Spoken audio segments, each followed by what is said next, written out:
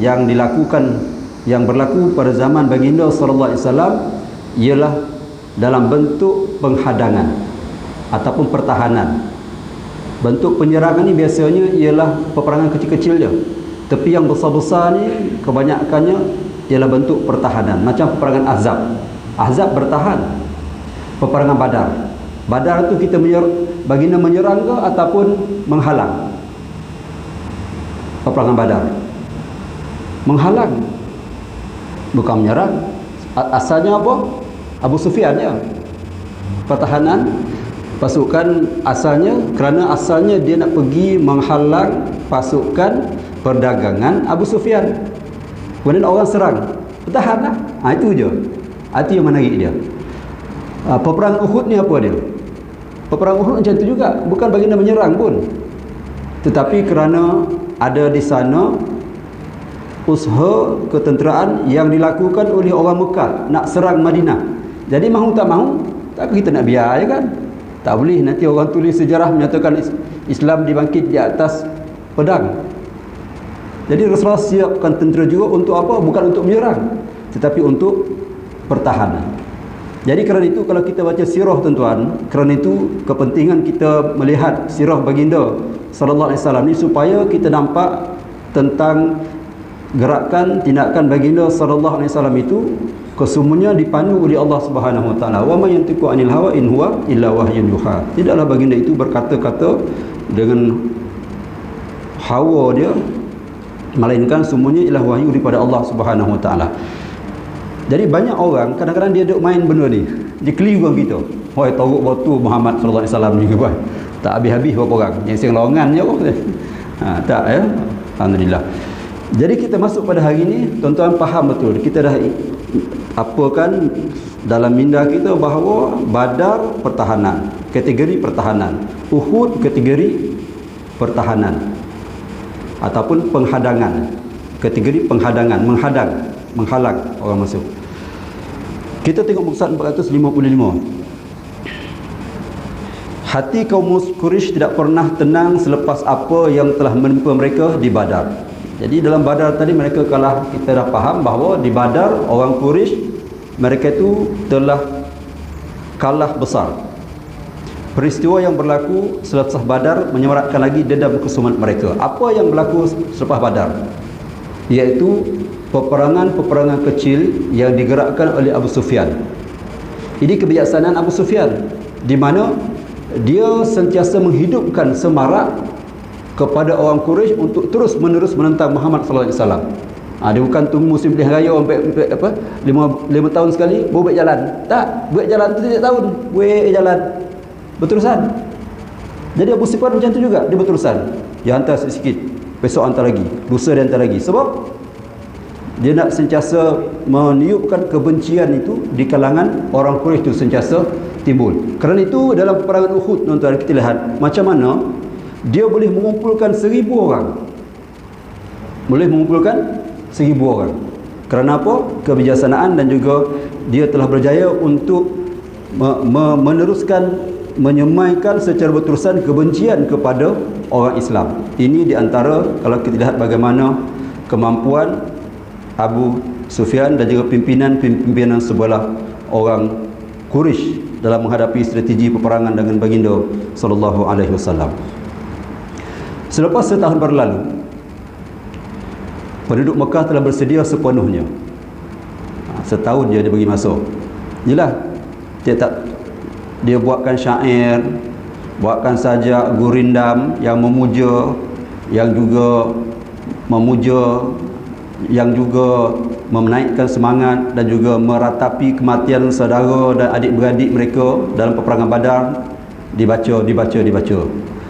Dan mereka bergabung dengan sekutu-sekutu mereka daripada kalangan orang-orang musyrikin, dengan disertai oleh setiap orang yang membenci Islam dan para penganutnya. Lalu keluarlah segerombolan, ramai ni kan, minta maaf tadi saya kabarkan 3,000 orang. Keluarlah segerombolan tentera yang ingin membalas dendam seramai 3,000 orang. Ramai tuan-tuan. Kalau nisbah dulu ni 3,000 orang ni, kita tak dapat nak kumpulkan orang. Kan, tengah main 3,000 orang ni nak kumpulkan. nak kumpulkan 3 orang, 3,000 orang nak pergi perang. Dapat ke? Lebenda kumpulkan. Kumpulkan orang 3,000 orang. Kita buat ceramah, kita cabai je ke masjid kan. Tambah SOP sekali lagi tak boleh. Penuh tak program kita 3,000 orang. Haji Syukur. Pernah sampai? Orang sini ya. Orang luar kan. Ini semua orang Mekah ni. Tak ada orang pilah datang dah, semua orang lebenda. Lebenda Nusa Intan, 3,000 orang. Ini dia berjaya kumpulkan seramai 3,000 orang. Kenapa dia berjaya tuan-tuan? Kerana orang Quraisy ni dia momentum tu dikekalkan.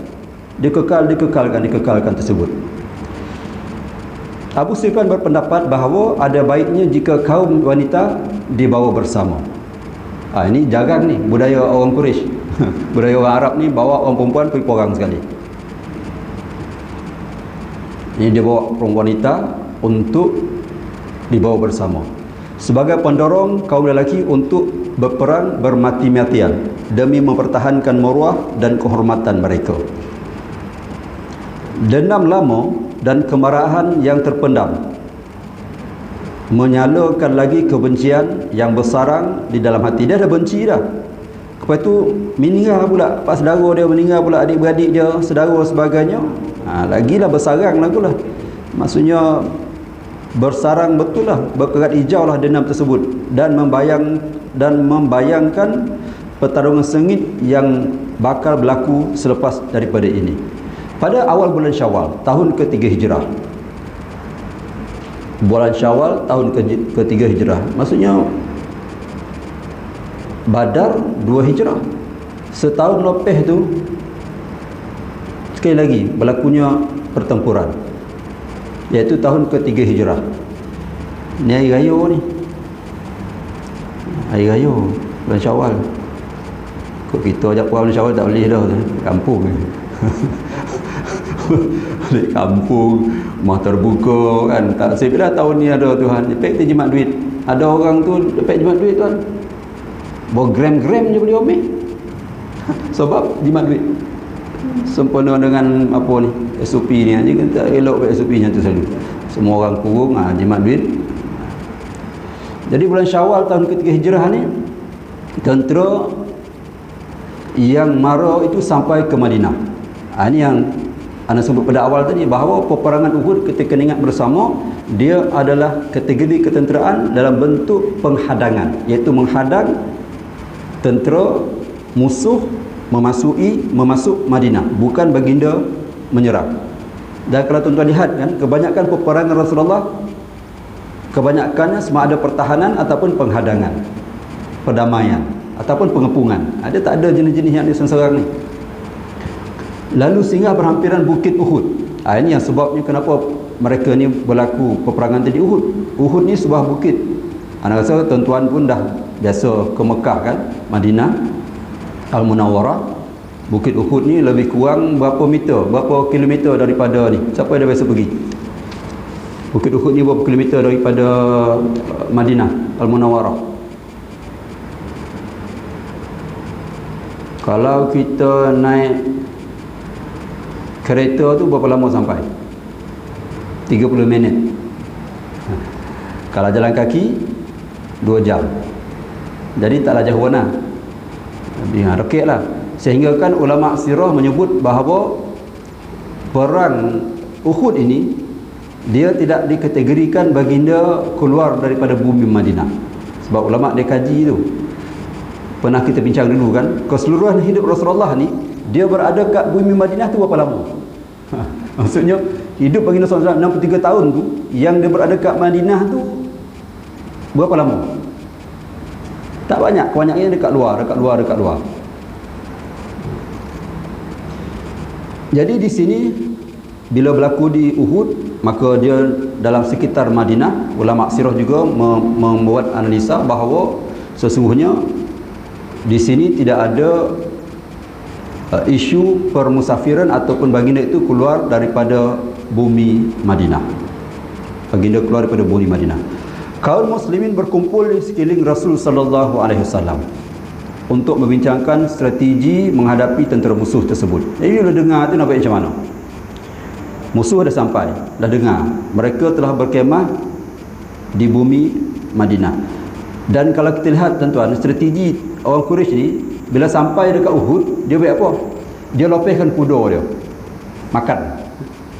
Maksudnya kuda tu, dia biarlah mengamuk, biar je. Itu melambangkan apa tu? Melambangkan kawasan tu, siapa punya? Dia punya lah. Dilepeh kuda-kuda pertibaran di situ. Jadi bila dengar keadaan macam tu, maka Rasulullah sallallahu alaihi wasallam membincangkan strategi menghadapi tentera musuh tersebut. Adakah mereka akan keluar menentang musuh di tanah lapang, atau mendorong musuh masuk ke celah lorong Madinah? Macam dua pilihan. Sama ada kita lawan dekat padang pasir, ataupun kita biarkan mereka itu masuk celah lorong Madinah, sehingga bila telah masuk di celah lorong Madinah, mereka diserang oleh kaum lelaki di jalan-jalan, serta diserang oleh wanita daripada atas bumbung rumah. Itu strategi. Gambaran di sini tuan-tuan menunjukkan apa? Menunjukkan bahawa kehidupan masyarakat Islam Madinah masa ini bukanlah berkemah-kemah tuan-tuan orang. Rumah yang berbumbung. Maksudnya bumbung rumah itu boleh letak senjata atas bumbung rumah itu. Boleh berkubu di atas bumbung rumah dia. Kokoh lah tu. Macam kita boleh tak? Kau datang orang kan nak jumpa ke mana? Naik bumbung, naik roboh. Bumbung rumah kita. Toteng tu kan. Orang dah tak ada. Jadi gambaran di sini bahawa bagaimana rumah-rumah mereka tadi satu keadaan yang baik. Bumbung tu boleh dijadikan sebagai tempat untuk menyerang musuh yang datang. Jadi memang disusun begitu. Memang disusun begitu. Macam mana strategi baginda membentuk rumah-rumah, dan juga strategi sahabat membentuk rumah-rumah mereka di kota Madinah. Kita ni kalau baik rumah, togah kita ya, tak ada fikir orang ke tidak. Yang penting kan, kalau rumah kampung lain tuan-tuan. Kalau di Gombau, rumah dia, kebanyakan rumah dia punya dapur sebelah kampung saya lah. Dapur itu menghadap kiblat. Jadi kalau kita sembahyang tu, tak ada nak sengit-bengit dah. Kat Serambi tu, imam kat dalam, belakang tu dapat dua bagi saf tu hadap kiblat, dan juga menghadap matahari. Matahari naik tu masuk masuk cahaya dalam rumah. Jadi barulah anak-anak tu tidur pagi. Ini matahari rumah kita tak masuk, anak tu tak boleh beza mana siang dan malam, tidurlah dia kerja. Ini. Jadi baginda kita lihat berdasarkan statement ini bahawa rumah-rumah orang Islam di Madinah tadi memang kokoh, sehingga kan mereka itu dicadangkan oleh para sahabat. Orang perempuan duduk kat bumbung. Maksudnya handal rumah itu. Boleh perempuan duduk di atas bumbung. Bukan duduk saja. Jadi bumbung itu semestinya takkanlah terdedah begitu. Ada struktur dia yang membolehkan dia dijadikan sebagai kubu-kubu pertahanan. Ini kita lihat macam mana kebijaksanaan baginda sallallahu alaihi wasallam. Dia bukan saja menyusun di sudut kerohanian para sahabat, tapi isu cara susunan rumah, susunan lorong juga diambil kira oleh baginda sallallahu alaihi wasallam dalam menghadapi musuh dia di bumi Madinah. Ini kehebatan baginda sallallahu alaihi wasallam. Pada mulanya Rasulullah cenderung pada pandangan kedua.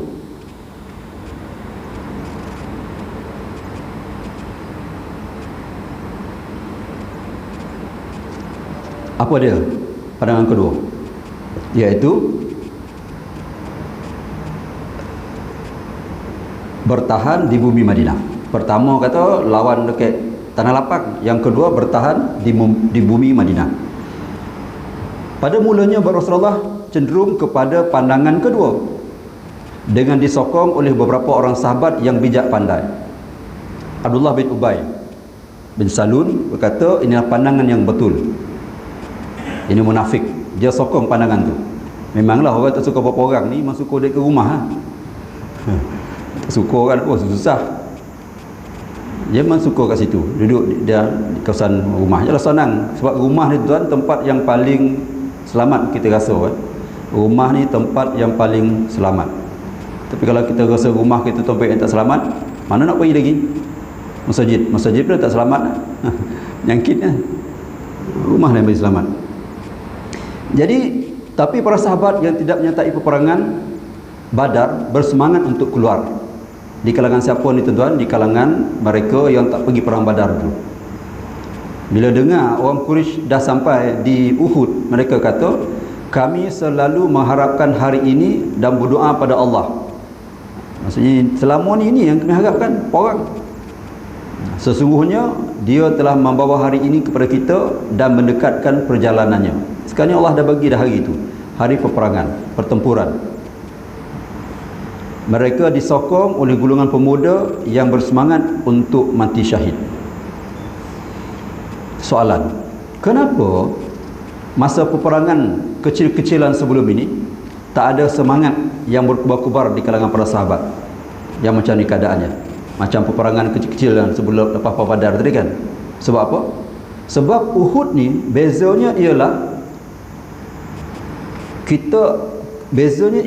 Uhud ni dia bukan menyerang tapi menghadang. Dia ada istilah kalau main bola tu apa tu?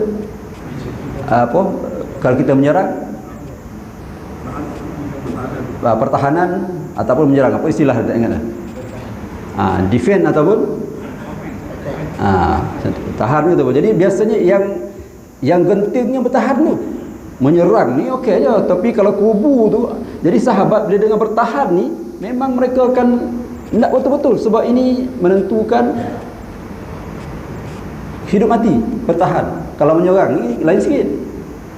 Menyerang tak gol, okeylah, cuba lagi, tak gol lagi. Tapi kalau bertahan, kau tak dapat tahankan gol, masuk gol tu. Sebab tu apabila bola kan, kalau contoh bola kan, bila bola masuk ke gol lawan, gol kita tu ramai-ramai pergi turun, kojah-kojah tu, tinggal seorang lagi apa tu. Tapi bila menyerang tak semua pergi menyerang, tapi kalau bertahan semua pergi bertahan.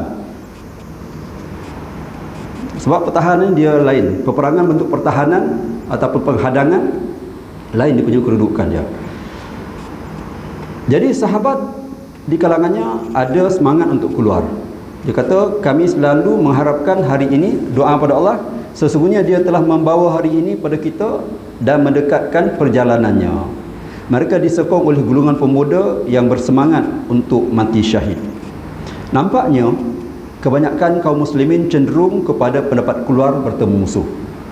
Jadi syura kan, syura ramai, kemudian buat keputusan. Teruslah tengok tu masing-masing, dan kebanyakannya cenderung untuk keluar bertemu musuh. Dan masa bincang tadi, Rasulullah dia tak bagi jawapan, ada senyap je. Rasulullah tidak memberi jawapan. Jadi bila tak beri jawapan tu, sahabat pun macam rasa bersalah. Rasulullah masuk ke rumah dia, kemudian keluar semula sambil memakai pakaian dan kelengkapan perang, bersiap-siap untuk berperang. Jadi masuk rumah, kemudian dia tu pakai baju. Sedangkan masa musyarat tadi, baginda tak bagi keputusan, tapi dia memberikan keputusan dengan persiapan memakai baju perang. Dan setengah riwayat menyatakan bahawa Rasulullah memakai baju perang 2 lapis pada perangan Uhud ini. Bila keadaan macam tu, sahabat seolah mereka telah memaksa baginda sallallahu alaihi wasallam mengikut pandangan mereka. Sebab tuan-tuan, masa musyarat tadi kan ada cadangan supaya bertahan dalam Madinah. Bertahan dalam Madinah, biar dia masuk bumi Madinah. Ada di kalangan Ansar kata, wahai Rasulullah, dia kata, ma dakhala alaina fiha fil jahiliyah. Rasulullah dia kata, puak-puak Quraisy ni zaman kami kafir dulu, kami tak benarkan dia masuk Madinah. Macam mana pula fakaifa yadkhulu alaina fiha fil Islam? Macam mana pula kita nak benarkan dia masuk Madinah masa kami dah Islam ni? Jadi maksudnya dia ada juga orang Madinah ni, dia punya ni kan, ada gate depan tu lah, capur kau macam orang Quraisy tak boleh masuk, macam tu lah. Dia macam tu dia punya style, tak bagi masuk kawasan pada halaman-halaman rumah dia tu, memang kami tak bagi masuk dulu. Zaman jahiliah dulu kami tak benarkan orang luar masuk halaman rumah kami. Macam mana ada Islam nak pergi masuk pula? Ini pandangan yang pertama tadi, supaya yang mencadangkan supaya perang di tanah lapang. Walaupun Rasulullah cadangkan supaya berperang di sebelah, Rasulullah cadang dulu. Ini pandangan menyatakan bahawa dia lebih cenderung untuk berperang di luar Madinah. Walaupun Rasulullah lebih cenderung untuk supaya berperang di dalam Madinah. Dalam Madinah. Jadi Rasulullah kata sya'nukum idzan. Kalau macam ni masalah kau lah. Dia cakap macam tu kan. Rasulullah kata kalau jadi kau punya masalah lah. Macam tu sebutkan kepada sahabat. Jadi Rasulullah pun masuk rumah dia. Dia masuk rumah dia keluar balik. Bila jumpa Rasulullah tu, Rasulullah kata kalau macam ni kita sesungguhnya seolah mereka telah paksa baginda sallallahu alaihi wasallam mengikut pandangan mereka. Mereka pun menzahirkan keinginan untuk menarik balik pendapat mereka dan mengikut saja pendapat baginda sallallahu alaihi wasallam. Lepas tu bila Rasulullah masuk rumah, sya'nukum hadza, dia kata ini hal kamu, masalah kamu kan. Dia masuk. Lepas tu bila Rasulullah keluar, dia sahabat tarik balik pandangan itu. Maka kata sahabat Rasulullah, sekarang ni sya'nuka, kan ni teh kau lah. Macam tu dia buat kan, teh kau Rasulullah kan. Kami pulang lagi kau, macam tu, wahai Rasulullah. Tetapi baginda tidak suka melihat ketidaktentuan antara pelbagai pendapat. Dan baginda menyatakan dalam hadisnya, ma yabghi lin nabiyyin labisa lamatahu ay yadhaha hatta yahkumullahu bainahu wa baina aduwih.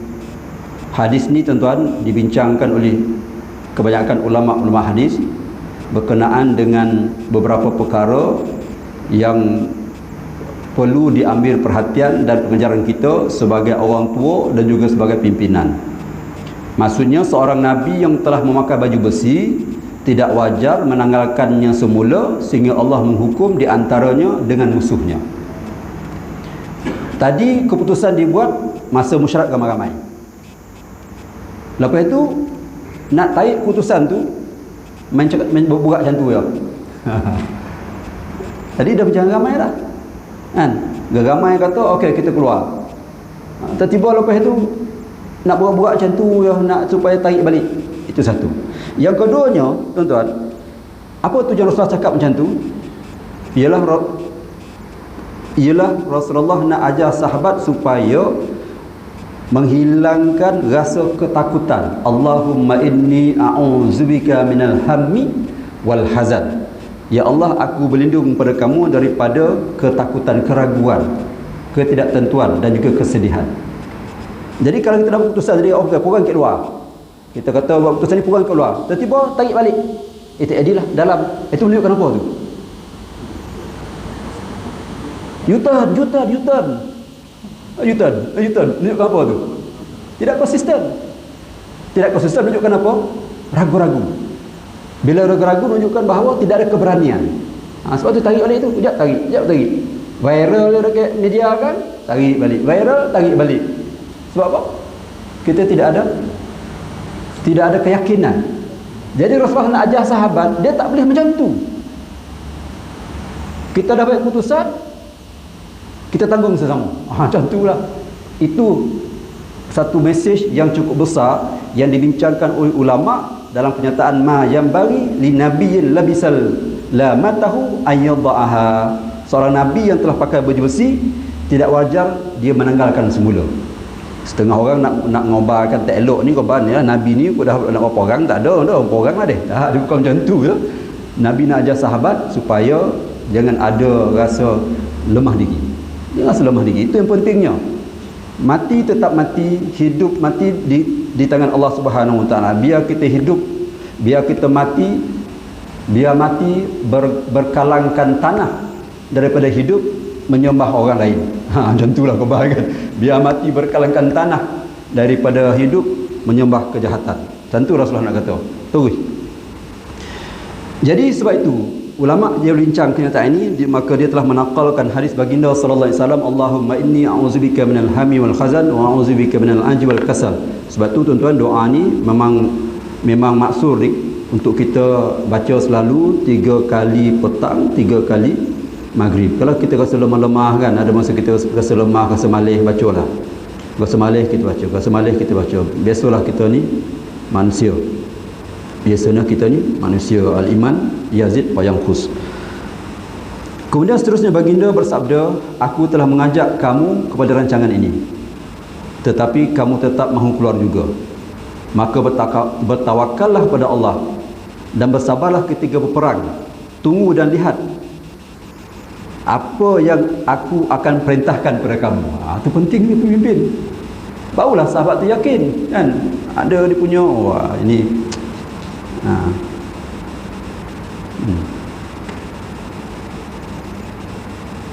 Ya, sebab tu orang datang Minang tuan, kalau kita ada putusan tu janganlah kita nak pusing-pusing balik kan. Tu ada istilah apa orang kata, istilah gando kan.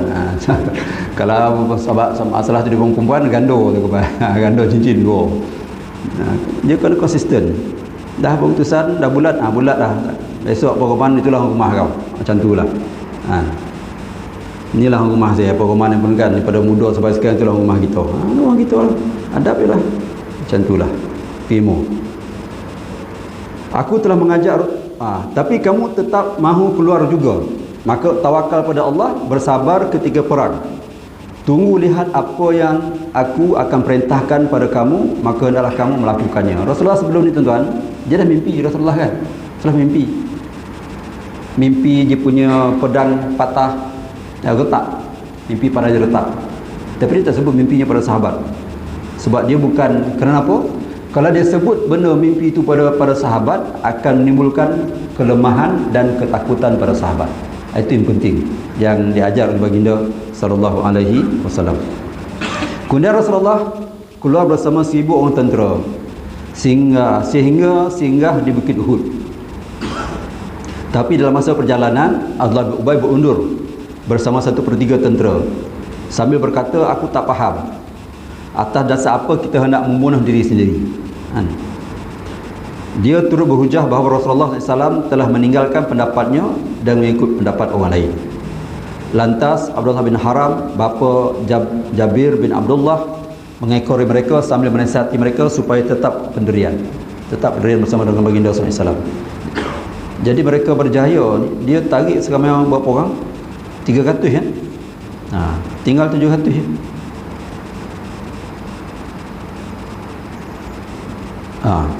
Lantas Abdullah, beliau juga mencela mereka kerana berpatah balik, di samping mengingatkan mereka tentang kewajipan mempertahankan Madinah daripada musuh yang menyerang. Seandainya mereka tidak beriman pada Allah dan hari akhirat dan tidak yakin dengan Islam dan baginda sallallahu alaihi wasallam. Tapi Abdullah bin Ubay enggan mendengar nasihat itu. Dia kata, kita dah putusan pertahan, jangan bagi dia masuk Madinah. Abdullah bin Ubay, dia kata tak nak dengan nasihat tadi, dan dia tarik sebahagian tentera baginda sallallahu alaihi wasallam untuk tidak menyertai lapangan Uhud. Kita bayangkan tuan-tuan, handanya Abdullah bin Ubay ni pengaruh. Dia ni memang di antara, kita dah bincang dulu bahawa di antara pimpinan, maksudnya orang sebelah Madinah ni, dia dah tandus pemimpin. Pemimpin yang ada kebanyakan dah mati dalam peperangan. Pemimpin-pemimpin yang ada kebanyakan telah mati dalam peperangan. Yang bakal pemimpin Madinah masa itu dan antaranya Abdullah bin Ubay. Dia dah berangan dan dapat pemimpin kota Madinah. Jadi bila baginda SAW datang, maka kita lihat macam mana dia berpura-pura masuk Islam, dan pengaruhnya masih ada. Kuat pengaruhnya tuan. Maksudnya dia boleh tarik tentera ni ditarik, dia boleh tarik.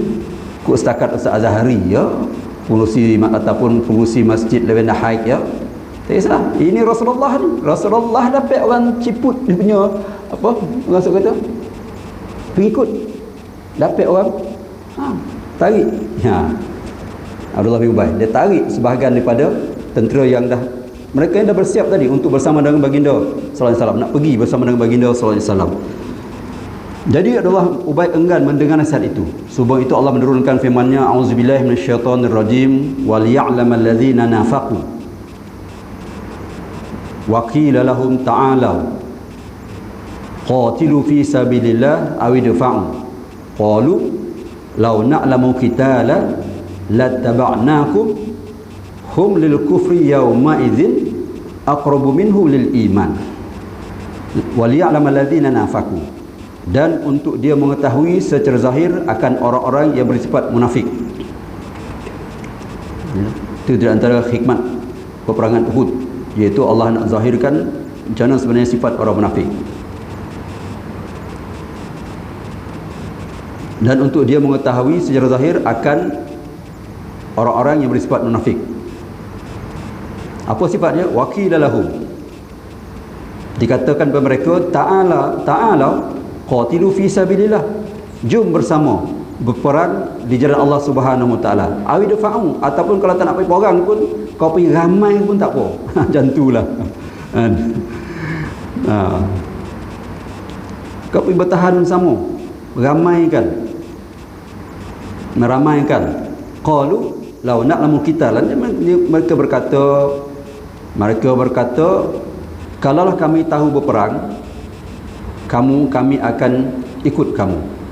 Sedangkan mereka pada hari itu lebih dekat kepada kekufuran daripada keimanan. Itu di antara hikmat peperangan Uhud, iaitu sahabat dah tahu dah siapa sebenar-benar nak ikut baginda dan siapa yang berpura-pura, yang tak bersungguh-sungguh bila ada peperangan Uhud. Itu hikmat yang paling besar dalam peperangan Uhud.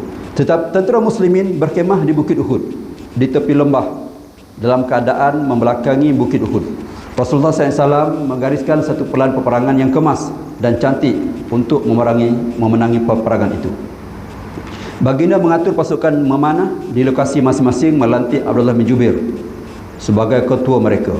Jumlah mereka seramai 50 orang. Baginda juga bersabda kepada mereka, dengan menggunakan anak panah hendaklah kamu menghalang pasukan berkuda musuh daripada menyerang kami. Jangan sekali-kali mereka berjaya menyerang kami dari belakang. Jika kami menang ataupun kalah, kamu hendaklah sentiasa berada di tempat kamu.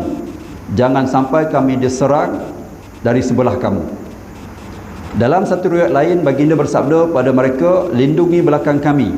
Jika kamu lihat kami dibunuh, jangan kamu menolong kami. Jika kamu lihat kami mengumpul harta ghanimah, jangan kamu menyertai kami. Jadi jelas tu dia punya mesej, risalah. Setelah Rasulullah yakin bahawa pasukan pemanah akan menjaga bahagian belakang tentera kerana perintah yang tegas ini, baginda beralih pula pada pasukan hadapan dengan memerintahkan supaya peperangan tidak dimulakan kecuali dengan izinnya. Jadi setelah dia susun dua, dia tengok kedua tadi. Baginda sendiri memakai dua baju besi. Ada sendiri kan disebut ini. Baginda SAW memakai dua baju besi. Baginda memilih orang yang gagah berani dan pandai berperang supaya berada di bahagian hadapan ketika dua gerombolan tentera bertembung nanti. Dia ambil, dalam keadaan ini Rasulullah ambil orang yang berani saja, yang betul-betul berani. Sesungguhnya bilangan tentera muslimin hanya 1/4 daripada tentera musyrikin. Perbezaan antara ini tidak dapat digantikan kecuali dengan pahlawan yang menyamai kekuatan ribuan tentera, tetapi mereka tidak ramai. Sabit meriwayatkan dari baginda sallallahu alaihi wasallam bahawa baginda memegang sebilah pedang pada hari peperangan Uhud. Ini pedang Rasulullah. Pedang Rasulullah ini diserahkan pada seorang sahabat. Sahabat tu pegang pedang tadi, bila Rasulullah wafat, pedang tadi diserahkan kepada Sayyidina Abu Bakar As-Siddiq. Pedang, sahabat dapat pedang ni. Jadi Rasulullah, macam mana Rasulullah nak menaikkan semangat baginda, menaikkan semangat para sahabat, baginda dia pegang sebilah pedang pada hari peperangan Uhud dan bersabda, dia kata, siapa di kalangan kami, di kalangan kamu mahu mengambil pedang ini dengan haknya,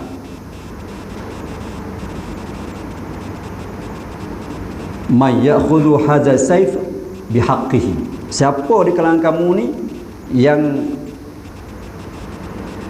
berani ambil pedang ni, dalam masa yang sama dia tunaikan hak pedang ini. Jadi semua sahabat tak ada. Sahabat tak ada yang berani untuk bangun untuk terima pedang tadi. Sebab bukan ambil saja pedang tadi, tetapi ambil dengan dengan dia punya tanggungjawab pedang tersebut. Kemudian faqama Abu Dujanah, maka Abu Dujanah ni bangun. Abu Dujanah bangun, aku akan mengambilnya dengan haknya. Maksudnya dia bukan saja ambil pedang, tapi ambil pedang tadi dengan hak-hak pedang tadi. Jadi Abu Dujanah bila ambil pedang tadi, dia tanya Rasulullah, wahai Rasulullah, dia kata, apa hak pedang ini? Aku dah ambil pedang pada engkau. Ini pedang Rasulullah ni. Pedang Rasulullah. Apa hak dia? Macam buku cek lah kan. Ni buku cek dia. Akan pakai buku cek ni, cek kosong ni ya. Dah ada bersign dia. Tinggal nak bagi tulis nama atas je. Tapi kau jaga ini untuk kebaikan, untuk hak kebajikan dia. Cuba tak nak bagi cek dah siap sign. Sebuku. Kau tulis nama siapa kau nak tulis. Macam tu Rasulullah bagi pada Abu Dujanah ni. Bagi pedang, tapi kau jaga hak dia. Apa hak dia? Maka kata baginda, sabda baginda SAW, haknya ialah pertama, engkau jangan membunuh orang muslimin dengan pedang ini, dan jangan kau gunakan pedang ini melainkan untuk memerangi orang kafir. Dan Abu Dujanah tuan-tuan, dia menggunakan pedang ini sampai kepada zaman Sayyidina Abu Bakar As-Siddiq untuk melawan orang-orang murtad. Dalam peristiwa Yamamah begitu juga, Abu Dujanah menggunakan pedang ini, pedang baginda sallallahu alaihi wasallam. Kalau kita cerita tu keris apa? Keris Taming Sari. Ini kau bakar daripada batu apa tu? Batu jatuh pada apa tu? Batu pada langit dijadikan keris. Ini pedang baginda sallallahu alaihi wasallam. Abu Dujanah ambil. Sahabat lain juga, misalnya Zubair kan? Zubair juga dia ingin supaya dia tu diberikan oleh baginda sallallahu alaihi wasallam akan pedang tersebut, tapi Rasulullah tak bagi dia. Ali juga ingin, dan Ali juga tak diberikan oleh baginda sallallahu alaihi wasallam, tapi diberikan kepada Abu Dujanah. Jadi Abu Dujanah ni, Ibnu Ishaq berkata dia seorang lelaki yang berani, suka berlagak sombong, tiga orang. Abu Dujanah ni bila nak perang dia akan pakai sehelai serban merah, dan serban tadi dia akan lilitkan di atas kepalanya. Bila beliau memakai serban, orang akan tahu bahawa beliau ingin berperang sampai kepada kematian. Dan di antara faktor dalam siri pertama peperangan Uhud tadi, orang Islam menang sebelum pasukan tentera memanah turun bukit tadi. Di antara faktor kemenangannya ialah peranan besar yang dimainkan oleh Abu Dujanah. Dia ni memang hebat, memang berani. Setelah mengambil pedang daripada baginda sallallahu alaihi wasallam, beliau pun memakai serban tersebut dan keluar. Anal ladzi ahadani khalili, dia kata, akulah yang telah dijanjikan oleh khalil aku, kekasih aku. Wa nahnu bisafhi ladai nakhili, ketika kami berada di kaki bukit di atas pohon kurma, di sisi pohon kurma. Maksudnya dah zaman Rasulullah dah wafat tadi. Dia sebut balik, dia bacakan syair ini.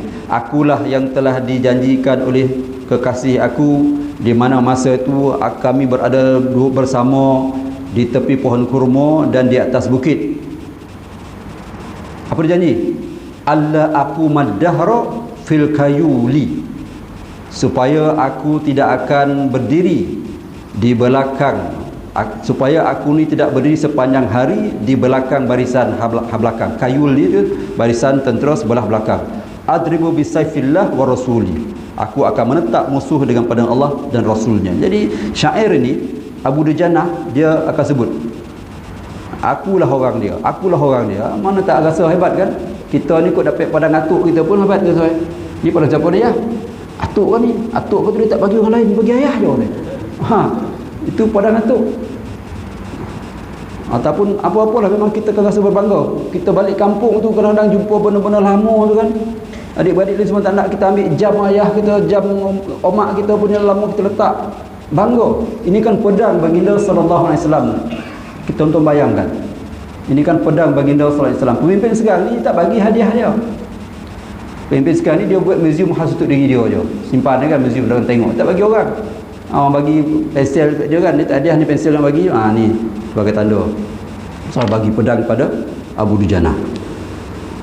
Sebab Rasulullah tahu bahawa Abu Dujanah ni akan banyak membantu Islam sepanjang sepanjang kehidupan dia sampai pada zaman Sayyidina Abu Bakar As-Siddiq. Maksud tidak berdiri belakang tentera ialah beliau tidak akan berperang di saf belakang, bahkan akan sentiasa berperang di saf hadapan. Kemudian kedua-dua tentera semakin menghampiri satu sama lain. Nabi mengizinkan para sahabat radhiyallahu anhum berlawan musuh. Fasa pertama peperangan mula menimbulkan keganjilan, seolah-olah 3,000 tentera musyrikin berdepan dengan 30,000 orang muslimin. Bukannya ratusan orang yang sedikit, tentera muslimin menzahirkan setinggi-tinggi bentuk keberanian dan keyakinan. Tuan-tuan, kenapa sahabat dalam Uhud ni dia memang berani gila-gila? Sebab apa? Sebab masa musyarat tadi bincang nak lawan kat dalam ke kat luar, dalam ke kat luar, dalam ke kat keluar. Sebab tu luar. Bila luar tu kita rasa apa? Wuih. Lagi semangat lain ni, memang pawang betul ni, tak ada suruh-suruh dah ni, pawang betul. Tengok sahabat. Tengok Rasulullah. Lepas tu bila pujuk Rasulullah, orang kat dalam Rasulullah tak. Terus keluar. Tengok apa berlaku. Jadilah macam saya mula balik Mesir dulu, domam sikit. Mesih pada almarhum Ustaz Syahran, masa tu dia nazir kat Masjid Marida almarhum. Ustaz, saya tak pasihat Ustaz hari ni, nak pergi ni kuliah dekat masjid. Tak apa Zahri, orang tua kan, entah pergi je, entah cakap je, tak apa tu. Dia bagi semangat kat kita. Tengok orang tua, dia bagi entah cakap tak bersih, entah cakap Ustaz, tak apa tu. Jadi kita ni jelah hebat dah tu. Jadi keputusan dia jalan. Ini jadi itu memberikan semangat kepada orang-orang muda. Kemudian Hanzalah bin Abi Amir turut keluar dari rumahnya ketika terdengar seruan jihad. Kisah sahabat yang hadir dengan baginda SAW. Dan insya-Allah. Jadi saya nak simpulkan tuan-tuan, pada hari ini kita dah bincang apa? Yang pertama sekali ialah yang penting di situ, semua kebanyakan siri perang Rasulullah dalam bentuk pertahanan. Cuma perang-perang kecil saja dalam bentuk menyerang. Yang keduanya, bagaimana baginda SAW, yang penting dalam pergerakan kita ialah jangan ada unsur putus asa.